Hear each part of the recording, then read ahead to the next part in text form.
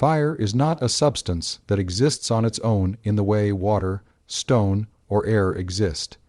This idea feels strange because fire looks solid enough to have shape, movement, and presence. You can point to it, fear it, warm your hands near it, and watch it spread. Yet the moment you try to capture it, it disappears. This is the first clue that fire is not a thing, but an event. It is something that happens when matter and energy interact in a very specific way. At the most basic level, everything around us is made of atoms arranged into molecules. These molecules are not static. They vibrate, rotate, and collide constantly. What we call a stable object is simply a collection of atoms whose internal motions are balanced.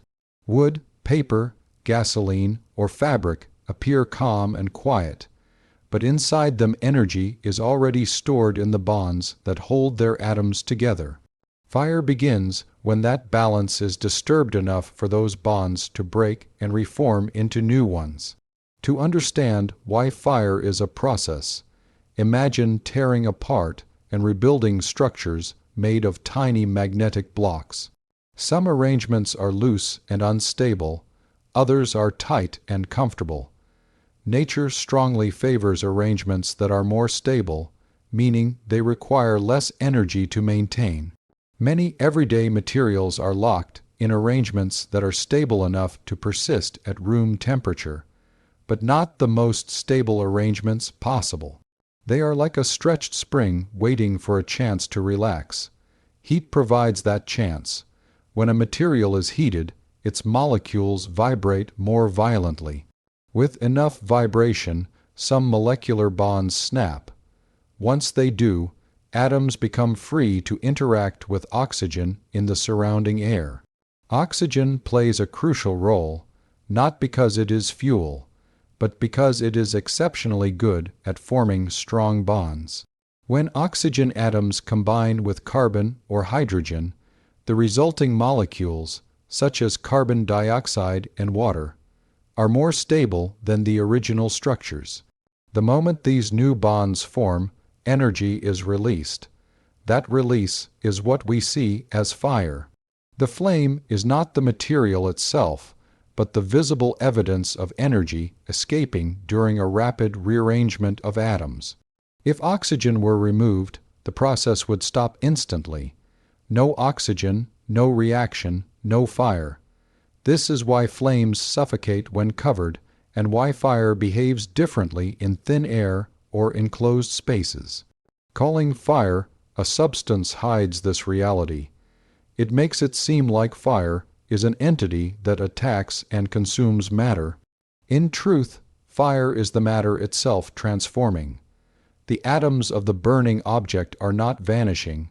They are leaving in new forms, mostly as invisible gases. The flame is simply the glowing zone where this transformation happens fast enough to emit light. This is why different materials burn differently. A log burns slowly and steadily, while gasoline flashes violently. The difference is not in some fire essence, but in how easily the molecular bonds of each material break, and how quickly oxygen can reach the freed atoms. Gasoline evaporates into vapor that mixes easily with air, allowing oxygen to react with a huge surface area all at once. Wood burns more slowly because oxygen must reach solid structures layer by layer. The idea that fire is a process also explains why fire has no fixed shape. A flame stretches, flickers, and dances because it is shaped by the flow of hot gases and the movement of air. The upward motion of flames comes from hot gases rising, not from fire choosing to climb. As heated air becomes less dense, it rises, pulling fresh oxygen from below and sustaining the reaction. The flame's shape is therefore a dynamic result of physics, not an intrinsic form. From a distance, fire looks continuous, but up close it is chaotic. Countless microscopic reactions are happening every second, each one involving atoms colliding, bonding, and releasing energy. The flame you see is the average behavior of trillions of events happening too fast and too small for your eyes to resolve. Fire is motion frozen into appearance. This understanding changes how we think about burning. When something burns, it is not being destroyed in the absolute sense. The matter is being rearranged into new substances. The mass remains, but it is dispersed into the air. Ash is only the non-combustible residue. Most of the original material has become gas, drifting away unseen. Fire feels violent because it is rapid, not because it is annihilating matter. Richard Feynman emphasized that explaining fire this way does not reduce its wonder. In fact, it deepens it. Instead of seeing fire as a primitive force, you see it as a precise consequence of atomic behavior. The same laws that govern the glow of a candle also govern the fusion reactions in stars, differing only in scale and mechanism. Fire is chemistry acting at human temperatures, while stars burn through nuclear processes, but both are expressions of nature's tendency toward lower energy states. The process view of fire also explains why it can be controlled. Fire does not have a will. Remove heat, oxygen, or fuel, and the process stops. Fire extinguishers work by interrupting one or more of these elements. Water cools, reducing molecular motion. Foam blocks oxygen. Carbon dioxide displaces air. Every firefighting technique is simply a way of interfering with the conditions required for the process to continue. Historically, humanity misunderstood fire because it was invisible at the atomic level. Ancient theories treated fire as an element, a basic substance alongside earth, water, and air. This made sense before atoms and molecules were known. Only when chemistry matured did it become clear that fire leaves behind products heavier than air, contradicting the idea that something was escaping upward as a substance. What escapes is energy riding on heated gases. Seeing fire as a process also reveals its deep connection to life. The same chemical principle drives metabolism inside your body. When you breathe oxygen and consume food, slow, controlled combustion occurs in your cells. Energy is released gradually rather than explosively. You are, in a real sense, burning at all times, just carefully enough to stay alive. Fire outside the body is simply the same chemistry running without biological regulation. This realization dissolves the boundary between fire and life. Both are energy management systems. Fire releases stored chemical energy rapidly and chaotically. Life releases it slowly and purposefully. The difference is not fundamental, only organizational. Both obey the same physical laws. Understanding fire as a rapid chemical process strips away the illusion that fire is an independent entity. It shows that what we fear and depend on is not a thing, but a transformation. Fire is the moment when atoms rearrange themselves into more stable forms and announce that rearrangement with heat and light. Once that transformation is complete, fire vanishes because there is nothing left for it to do. This perspective quietly destroys a simple, comfortable view of reality. It tells us that the world is not made of static objects with fixed identities, but of processes unfolding continuously. Fire is just one of the most dramatic examples. What appears solid and permanent is often only temporarily stable. Under the right conditions, everything can become something else. When you look at fire with this understanding, you are no longer watching a substance burn. You are watching nature optimize itself, one atomic bond at a time, in a brilliant, fleeting display of energy in motion. When people say that fire destroys things, the word destroy carries an emotional weight that hides what is actually happening. A burning log appears to vanish, collapsing into ash and smoke, leaving nothing of its former shape behind. To the human eye, this feels like annihilation, but at the fundamental level, nothing has been destroyed. The atoms that once formed the log are still present, following the same physical laws as before. What has changed is their arrangement and the way energy is distributed among them. Matter is held together by chemical bonds, which are essentially agreements between atoms about how electrons are shared or exchanged. These agreements store energy. Some bonds are relatively weak, others extremely strong. When a material is stable, its bonds are strong enough to resist the random jostling caused by heat in the environment. Yet stability is always relative. Many materials that seem stable at room temperature are only metastable, meaning they are stable for now, but not in the lowest energy configuration possible. Burning is the process by which matter transitions from a higher energy arrangement to a lower energy one. This transition releases energy, and that release is what we experience as heat and light. The key point is that the energy was already there. Fire does not create energy, it frees energy that was stored in chemical bonds.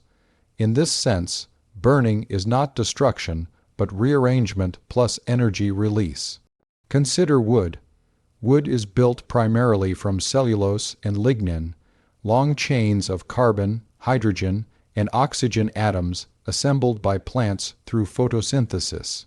During that process, plants used sunlight to force these atoms into energy-rich configurations. The energy from the sun was effectively trapped in the chemical structure of the wood.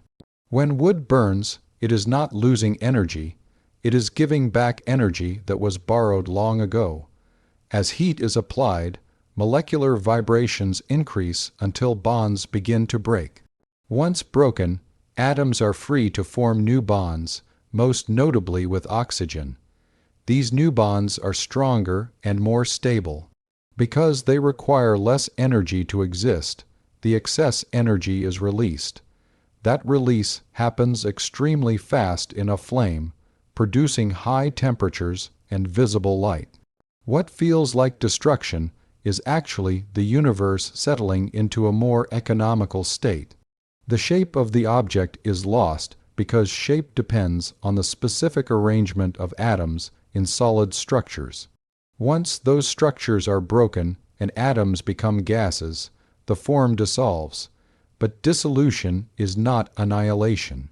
The matter is still there, just spread out and reorganized. The idea that burning is rearrangement also explains why mass appears to be lost. A piece of wood becomes lighter as it burns, eventually leaving only ash. Where did the mass go? Into the air. Carbon dioxide, water vapor, and other gases drift away invisibly. If all the gases produced by burning were captured and weighed along with the ash, the total mass would equal the original mass of the wood plus the oxygen taken from the air. Burning does not make matter disappear, it redistributes it. Energy, too, obeys strict rules. The heat and light released during burning exactly match the difference between the energy stored in the original bonds and the energy of the new bonds formed.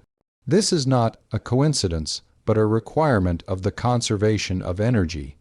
Fire is simply one pathway through which energy flows from stored chemical form into thermal radiation and motion. Richard Feynman loved to emphasize that understanding this does not make fire less intense or less real. Instead, it shifts the meaning of intensity.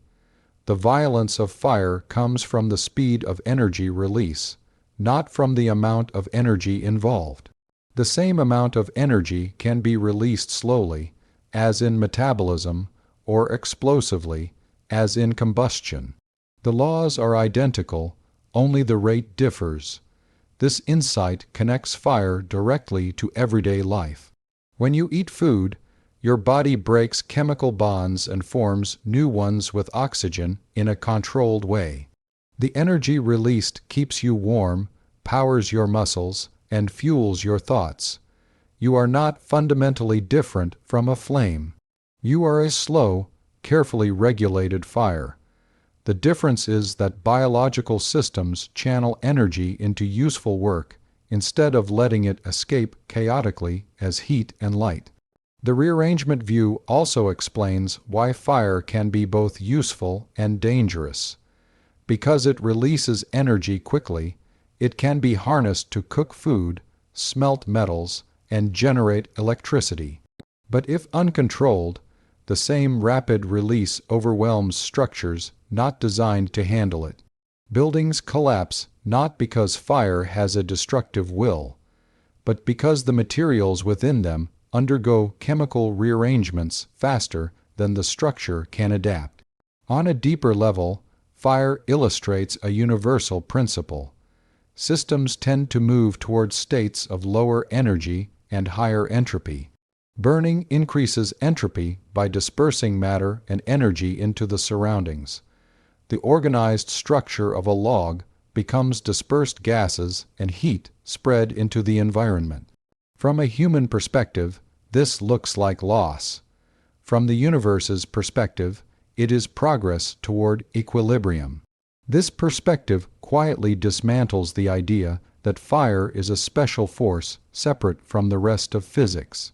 It is simply chemistry in action, obeying the same rules as all other processes. There is no line where fire begins and physics ends.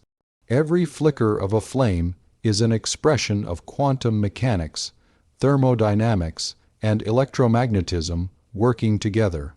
Understanding burning as energy rearrangement also reframes how we think about permanence. Objects feel permanent because their atomic arrangements persist over time. Fire reminds us that permanence is conditional. Given enough energy, any arrangement can be undone and replaced. Fire is not an enemy of matter. It is a reminder that matter is dynamic. When you watch something burn, you are witnessing energy being released that may have been stored for years, centuries, or even millions of years. In fossil fuels, that energy comes from ancient sunlight trapped by plants long before humans existed. Combustion collapses time, releasing that stored energy in moments. Fire is history made visible. This understanding strips fire of its mythical status and replaces it with something more profound. Fire is not destruction in the absolute sense. It is transformation guided by the laws of nature. Matter rearranges itself into more stable forms. Energy flows outward, and the universe takes a small step toward balance. What remains after the flame dies is not absence, but change.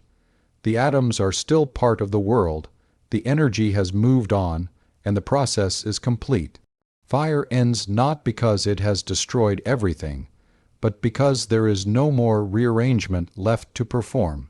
When we look at a flame, what captures our attention most strongly is its glow. Fire is not only hot, it is bright. It paints the air with colors yellow, orange, blue, sometimes even green or violet. And those colors feel almost decorative, as if fire were performing for us. But that light is not decoration, it is information. It is a direct message from the microscopic world, telling us what electrons are doing inside atoms during burning. To understand why fire burns the way it does, and why it shines at all, we have to let go of the idea that heat and light are separate effects and see them as two faces of the same underlying process. At the atomic level, matter is mostly empty space, with tiny, dense nuclei surrounded by clouds of electrons. These electrons do not move freely like planets around a sun. They exist in specific energy states, allowed levels determined by quantum mechanics. An electron can occupy one state or another, but not anything in between. This strange rule, invisible in everyday life, becomes dramatically visible in fire. When a substance burns, chemical bonds are breaking and forming rapidly. That violence at the molecular scale does not just rearrange atoms. It shakes electrons loose from their comfortable positions. Collisions, high temperatures, and energetic reactions push electrons into higher energy states. This does not mean electrons are escaping the atom entirely, though that can happen in very hot flames. More often, they are simply excited, temporarily lifted into states they do not normally occupy. Electrons do not like being excited. Higher energy states are unstable. The universe prefers lower energy configurations whenever possible. So, when an electron finds itself pushed upward, it almost immediately seeks to fall back down. But because energy must be conserved, it cannot simply disappear during that fall. The excess energy is released as a packet of light, a photon. This is the fundamental origin of flame light. Each photon carries a specific amount of energy, and that energy determines its color. High-energy photons appear blue or violet, lower. Energy ones appear red or yellow. Because the allowed energy states of electrons are fixed for each type of atom or molecule, the colors of light emitted are not random. They are fingerprints. Sodium atoms, for example, emit a strong yellow light. Copper can produce green or blue hues. This is why throwing salt into a fire changes its color. You are not changing the fire itself. You are changing which electrons are being excited and how they release energy. Heat, meanwhile, is not light, but it comes from the same source, energetic motion at the atomic level. When electrons are excited and bonds are breaking and forming, atoms and molecules collide violently. These collisions transfer kinetic energy from one particle to another. When that energy reaches your skin, it causes the molecules in your skin to vibrate faster.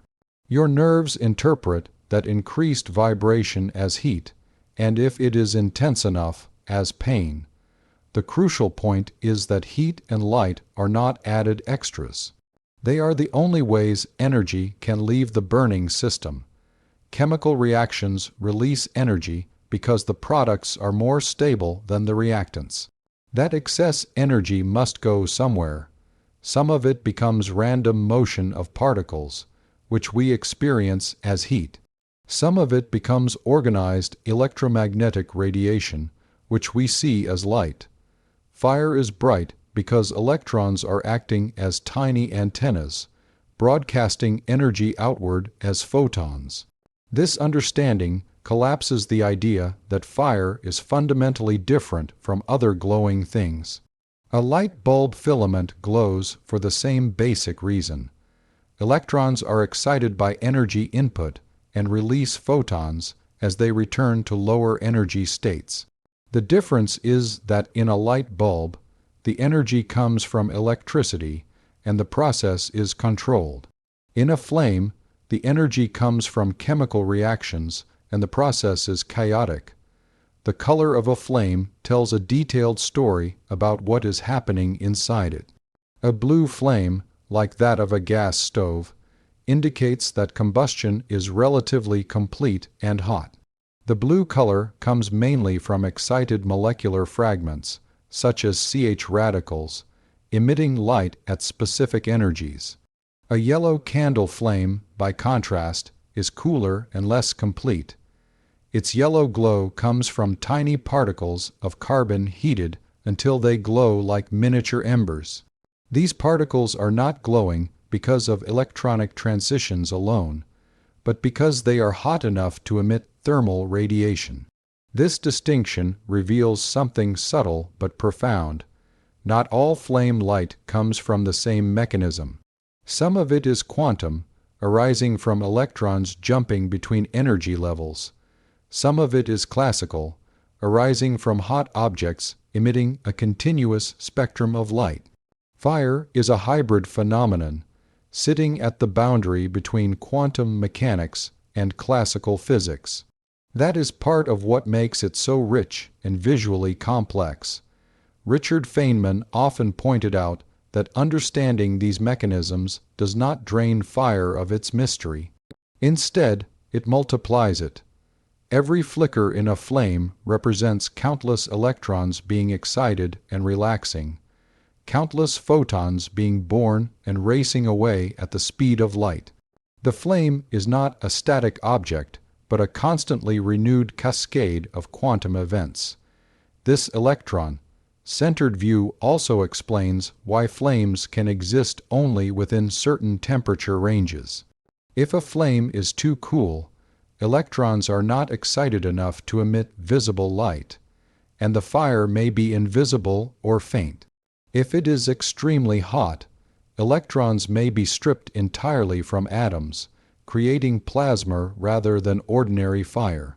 At that point, the behavior changes again, and new kinds of light are emitted.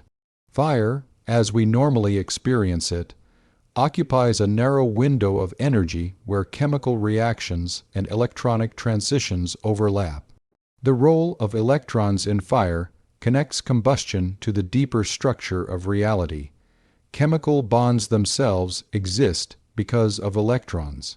The energy stored in fuel is stored in electron configurations. When burning occurs, it is electrons that are rearranging, electrons that are being excited, and electrons that are releasing energy. Fire is, in a very real sense, an electron drama played out on a macroscopic stage. This perspective also clarifies why fire produces light immediately, without delay. There is no build-up period where energy accumulates and then suddenly flashes. As soon as electrons are excited, they begin releasing photons. Light is the most efficient escape route for energy at these scales. That is why even a tiny flame is visible in the dark. It is constantly shedding energy in the form of photons. Understanding this also reveals why fire can be blindingly bright or barely visible depending on conditions. A well-oxygenated, hot flame excites electrons efficiently and emits light strongly. A smoldering fire releases most of its energy as heat without producing many excited electronic states, resulting in little visible light but intense warmth and smoke. Smoke itself is another consequence of incomplete electron behavior. When combustion does not fully break down molecules, complex carbon-based fragments survive and clump into tiny particles. These particles absorb and scatter light, darkening the flame and producing soot. Again, the appearance of fire is directly tied to what electrons are doing, and how completely chemical reactions are proceeding. Seen this way, fire becomes a language. It speaks in color, brightness, and movement, all of which are encoded messages about atomic and electronic activity. A trained eye can read a flame and know whether it is hot or cool, efficient or wasteful, clean or dirty.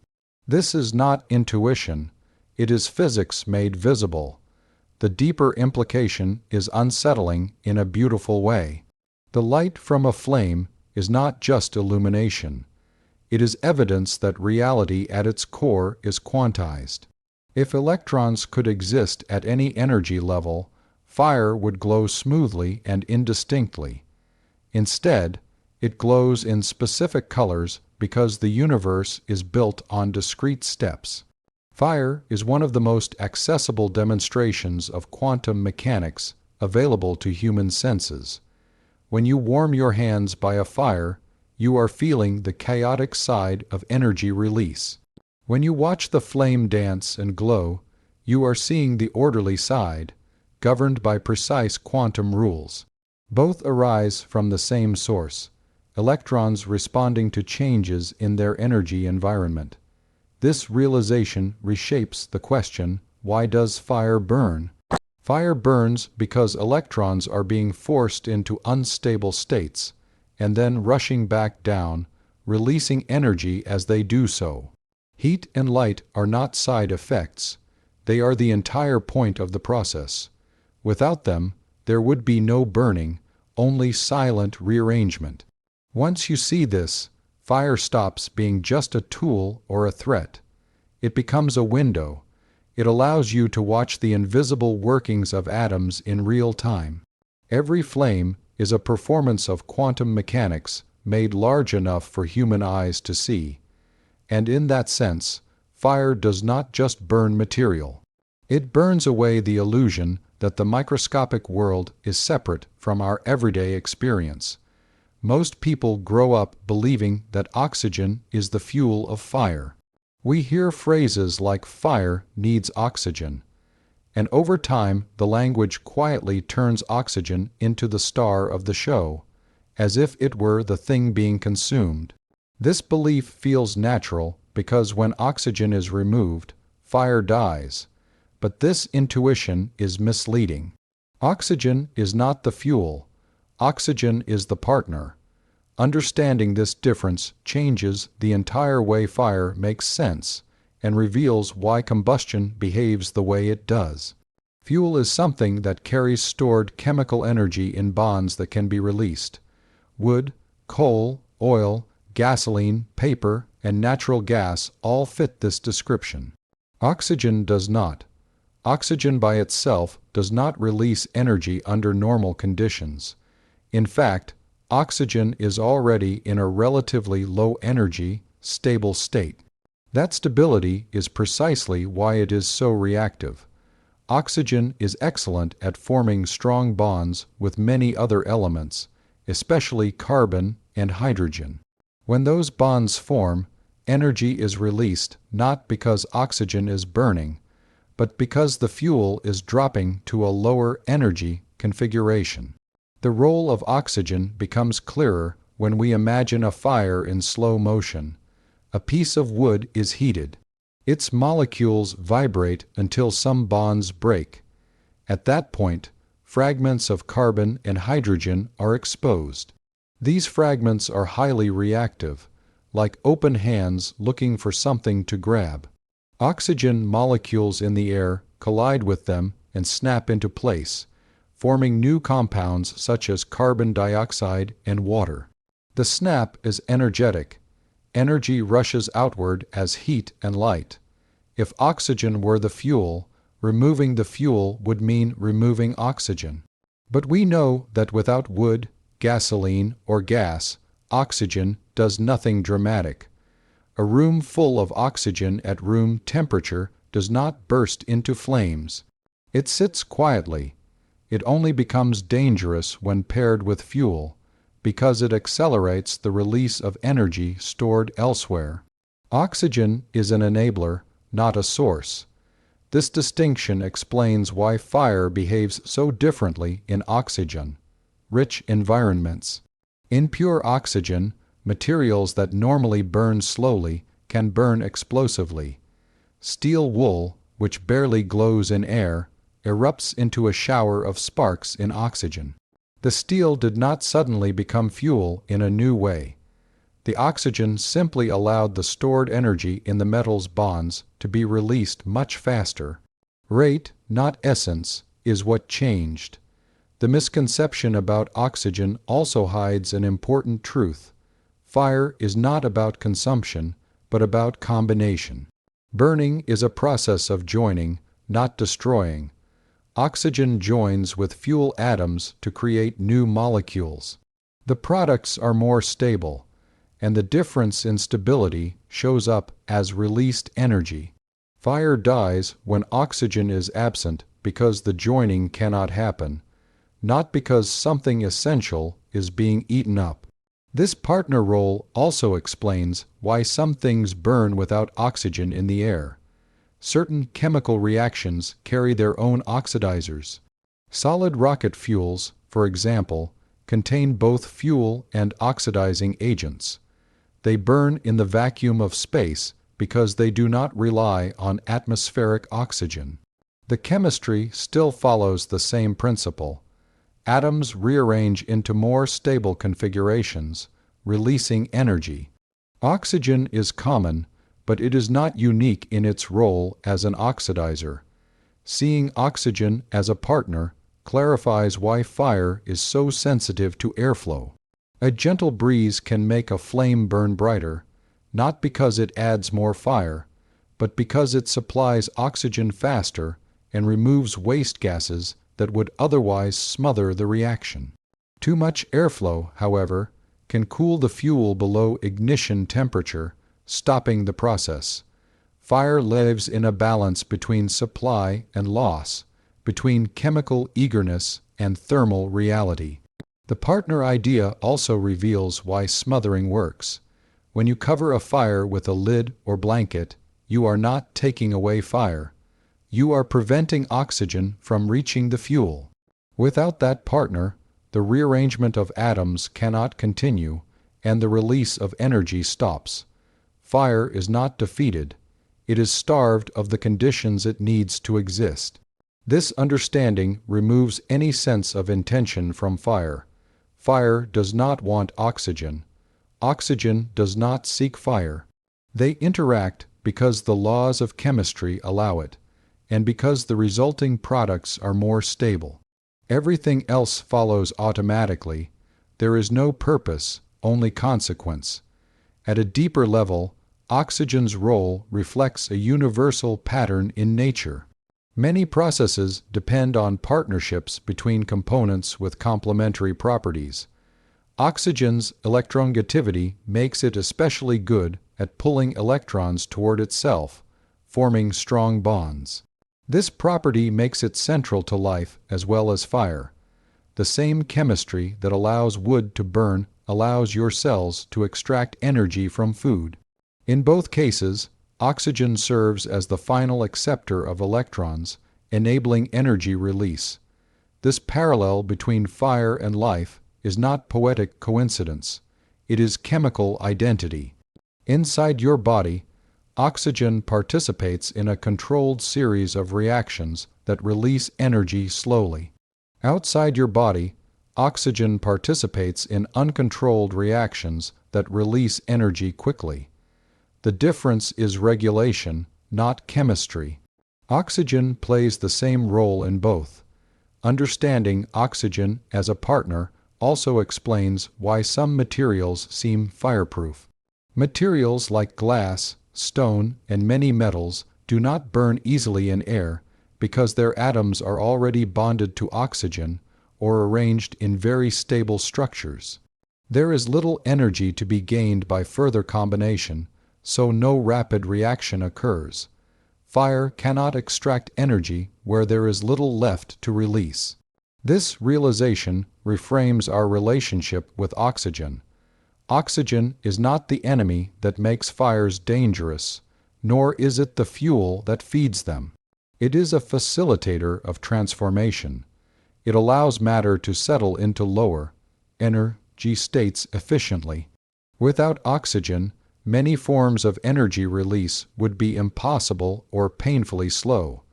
Fire, then, is not a battle between fuel and oxygen, but a dance. The fuel offers stored energy, oxygen offers a pathway to stability, and physics dictates the outcome. The flame is the visible trace of that interaction, not its cause. Richard Feynman would urge us to appreciate how this simple misunderstanding about oxygen reveals a deeper problem in how we think.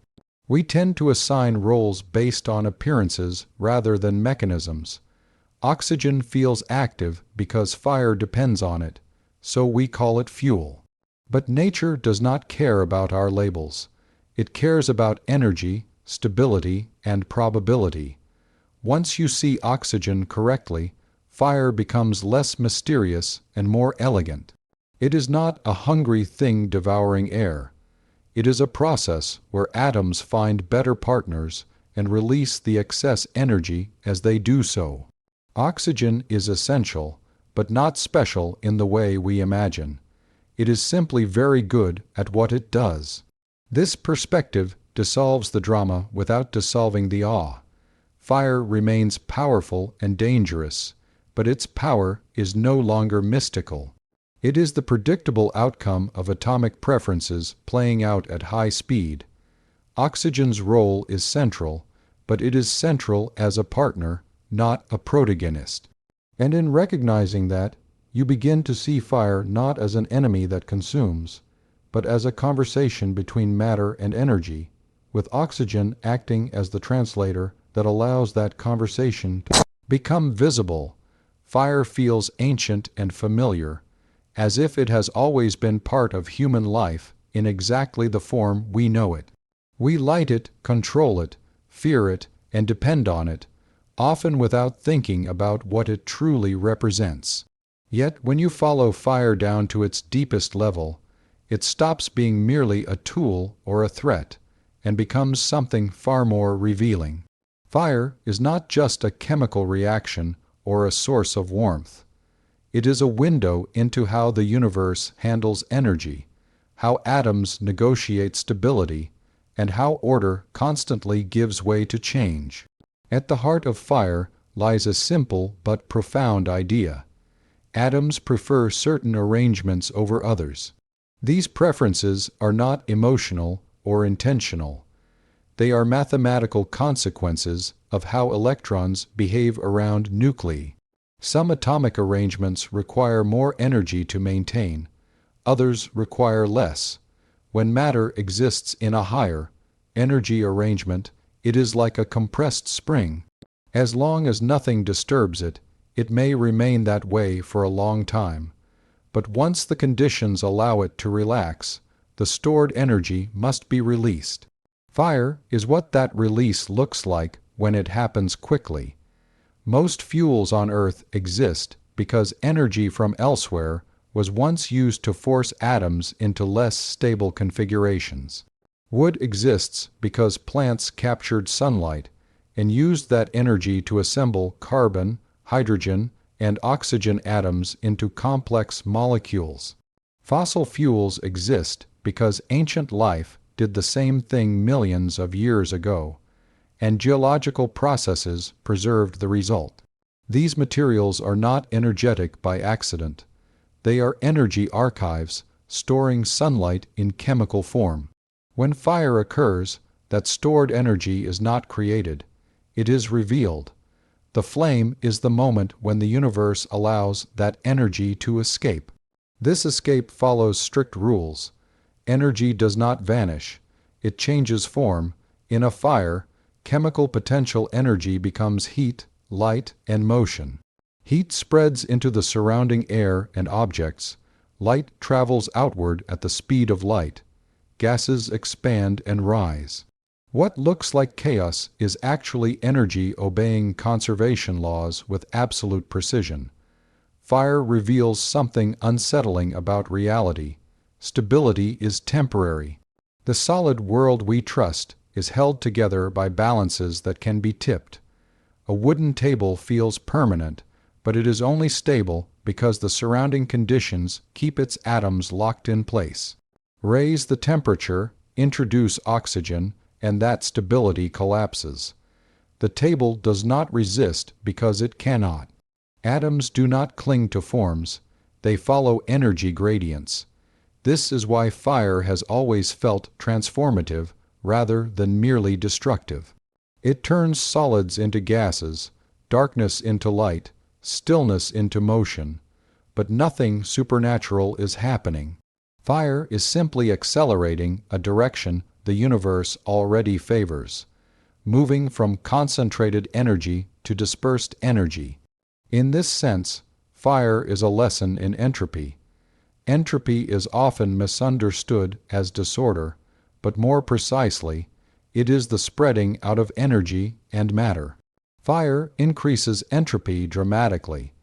A neatly arranged structure becomes dispersed molecules drifting through the air.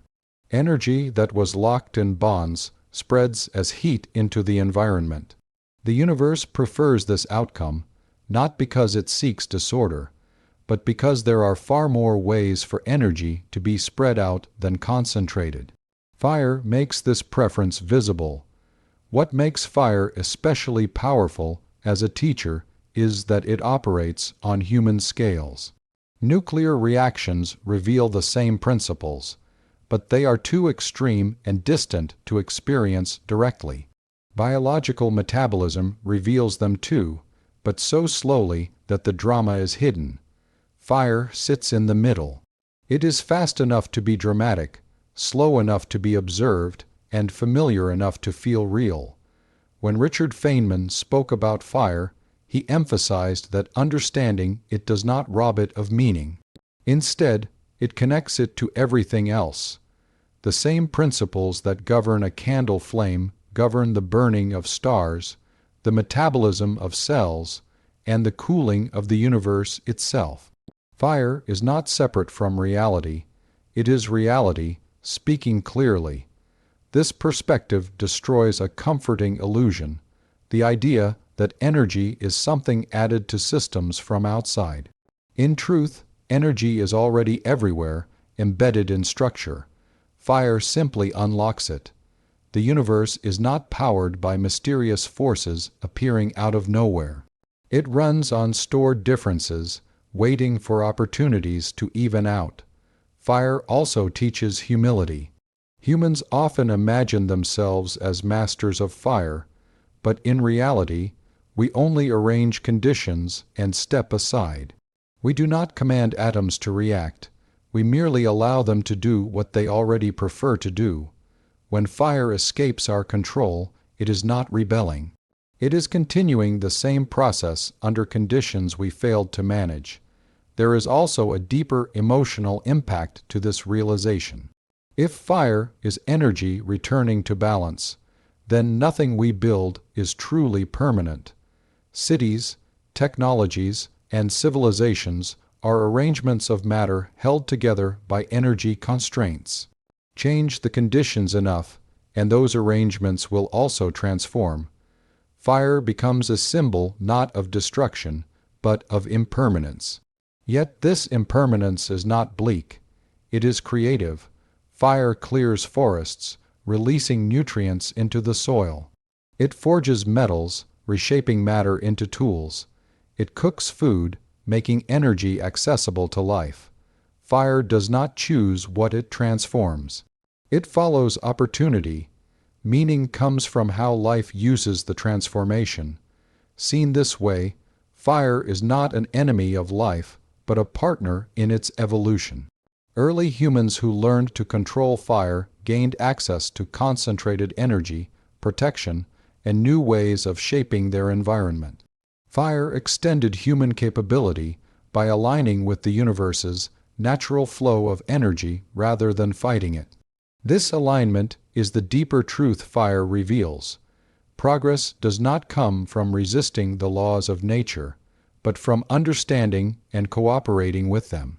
Fire works because it follows those laws perfectly. When we harness fire successfully, it is because we have learned to respect the conditions under which energy moves. On the smallest scale, fire is electrons settling into more stable states. On the largest scale, it is the universe continuing its long journey toward equilibrium. Every flame is a tiny echo of that cosmic process.